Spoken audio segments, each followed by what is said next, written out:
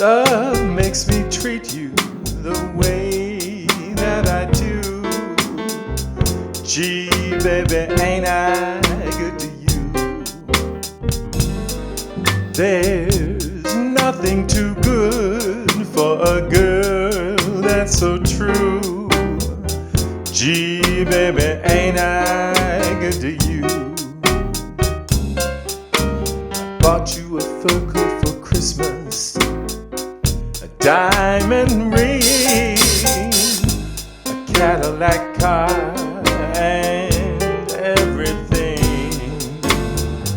Love makes me treat you the way that I do. Gee, baby, ain't I good to you?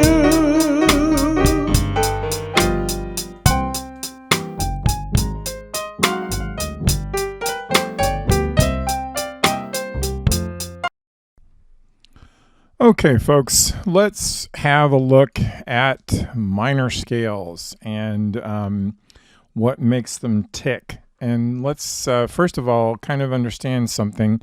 There are three forms to the minor scale, and this can be a bit confusing, especially when you're thinking about major scales, which have only one form and only, a certain set of rules, 8 tones, with a half step between the 3rd and 4th degree and a half step between the 7th and 8th degree, and you're golden.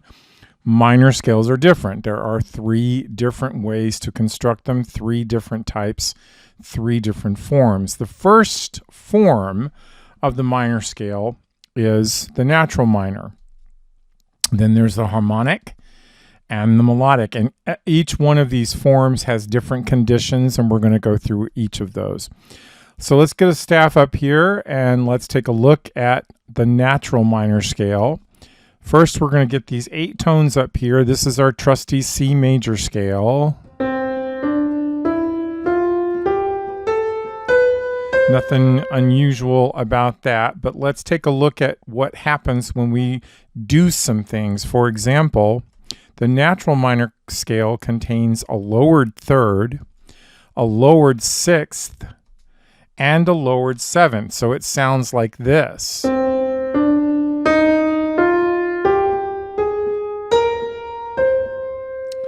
Which, again, is nothing really unusual, but if we take those accidentals away, that 3rd degree changes, and that gives the scale a completely different sound. So that would be major. We put them back in, and we have, of course, minor.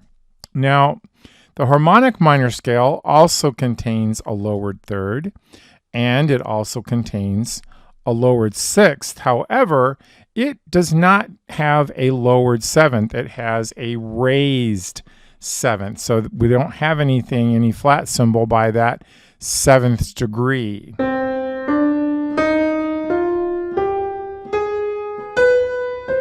Kind of has an Eastern sound to it. And the reason we have that raised 7th degree is to create something called the leading tone. You remember there are 7 scale degree names, leading tone being one of them. Okay, so now if we go back and we take a look at the last form, which is the melodic minor, we're going to have to add 7 more tones, because the melodic minor scale has certain degrees lowered on the way up, but they are, raised on the way up, but they're lowered coming back down. So in the melodic minor scale, we have a lowered 3rd, but we have a raised 6th and 7th on the way up. And we lower those, all of them, the 7th and the 6th and the 3rd, coming down.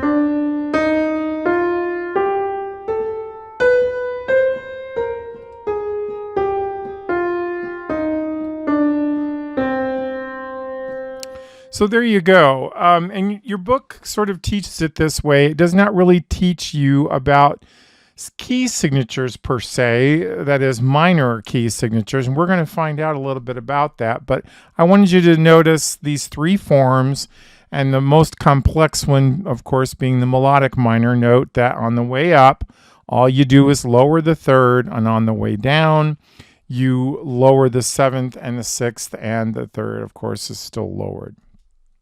Okay, so now let's talk a little bit about relative minor key signatures. Now, why do we call them relatives? Well, because they share the same key signature.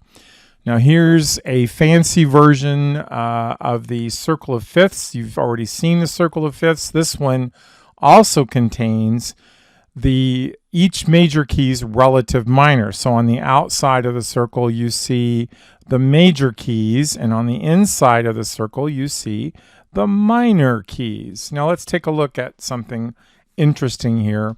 For example, the key of E major, okay?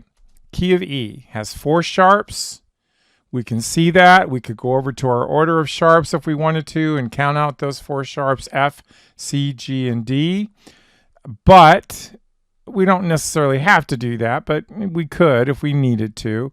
But let's talk about E major's relative and how we determine a major key's relative. And it's really simple. Just write out the musical alphabet, start with the letter name of the key, and count backwards 3. So the letter name of the key would be 1, 2, 3. And so that means that E major's relative is C minor. But wait a minute. It's not just C minor, it's C sharp minor. Well, why is it C sharp minor? Because C is sharp in the key signature. So you kind of have to remember these little tricks and rules and things before you go labeling minor scales, okay, or minor key signatures. The reason I'm doing this for you is because I think it is much easier to determine a relative minor, or just to simply construct a minor scale, using the key signature, as opposed to trying to remember you got to have a lowered 3rd, a lowered 5th, blah, blah, blah. So, excuse me, lowered 6th. Okay, so once again, we call them relatives because they share the same key signature. Well, let's put this wheel to work. If we start at the top at 0, we have, of course, C major, which contains no sharps or flats.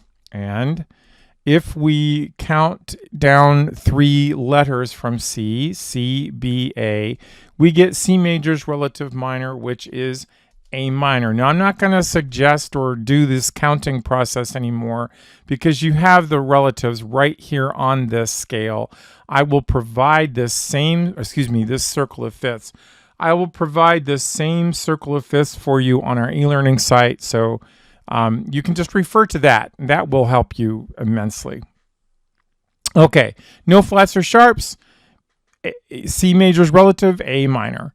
Let's go down to the next sharp, which would be 1 sharp. That's G major. G major's relative is E minor.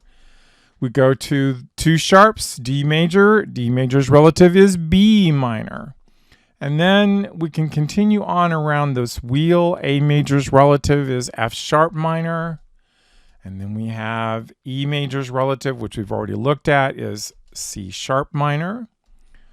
And we get to B major, and its relative minor is G sharp minor. Now, again, you might be saying, well, why is it G sharp minor? Again, consider G is sharp in the key signature. Continuing on, we have the great key of F sharp minor, and F sharp minor's relative would be, F sharp major. F sharp major's relative minor would be D sharp minor. Okay, so there you have it, and you can refer to this anytime you want. Now let's take a look at the flat side of the circle. Again, we don't need to go through C because we know C doesn't have any flats or sharps. We already know that C's relative is A minor. But F major, which has 1 flat, and its relative is same key. Remember, we call them relatives because they share the same key signature, D minor. Continuing on, B flat major's relative is G minor. Continuing on, E flat major's relative is C minor. And moving on, A flat major's relative is F minor.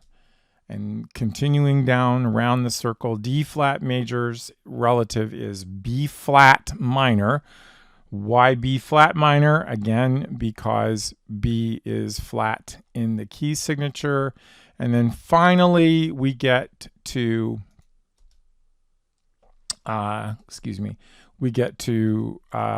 G flat major, and G flat major's relative is E flat minor. Okay, now if some of this is confusing to you, I completely understand. If you don't, perform music, if you don't read music, it can be very, very daunting. That's why I'm providing this circle of fifths for you, so that you don't have to really focus so much on the construction of the key signatures, more on the construction of the scale. And let's take a look at that next when we begin to talk about what we have to do to construct a minor scale. Now, here we have the key of E major, and we know that its relative is C sharp minor. And let's take a look at the natural form of the minor scale. First, we know that we're going to have a lowered third, and we know we're going to have a lowered sixth and a lowered seventh. Now, I want you to observe something here. I've put these accidentals in because this is what your book is going to ask you to do. You're going to have these accidentals present when you begin to build scales. I'm providing you with the circle of fifths so you can tell which accidentals are present in the key. Nevertheless, you still have to have a lowered third, and you still have to have a lowered sixth, and you still have to have a lowered seventh. But understand, they follow the key signature natural minor scale. So there is already a lowered third, sixth, and seventh just by virtue of the key signature. You don't need to worry about putting in all of those accidentals by the notes. All you have to do is put in the key signature. Now here again, we have another example of the harmonic minor scale. We could just put each accidental in by each note, but we could also just use the key signature. So I'm telling you, look at what the key signature is. Then you'll know where to place those accidentals. You'll know, for example, you got to have C sharp, you got to have D sharp, you got to have F sharp, and you got to have G sharp. And of course, the last note being the same as the first, that one's going to be sharp also. What you don't know in the harmonic minor scale is that you got to have a raised seventh. Well, in this case, B natural is not raised, but it needs to be. Well, how do we raise B natural? Well, think again. What we have to do to raise that note, we're going to need to put a sharp by it because it's got to be a raised seventh.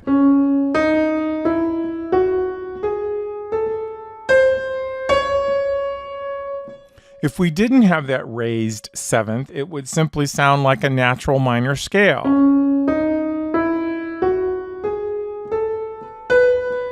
So just keep in mind what we are being asked to do here with these three forms. Natural minor follows the key signature, so all you got to do is put in the accidentals where they go by the notes. Harmonic minor must have a raised seventh degree.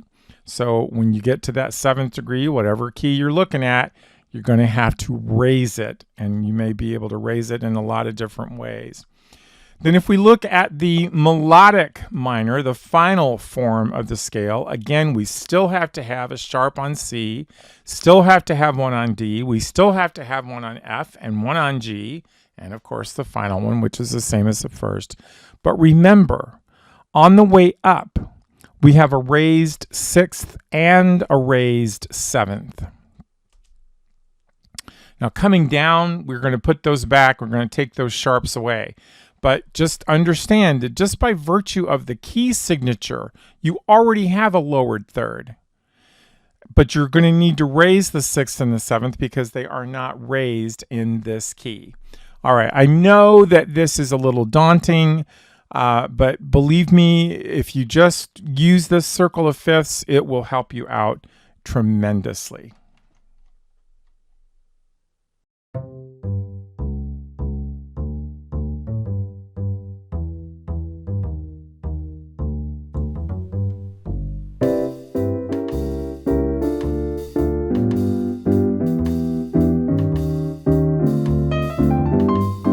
I'm a sentimental sap, that's all. What's the use of trying not to fall? I have no will, you made your kill, 'cause you took advantage of me. I'm just like an apple on a bough, and you're gonna shake me down somehow. So what's the use? You've cooked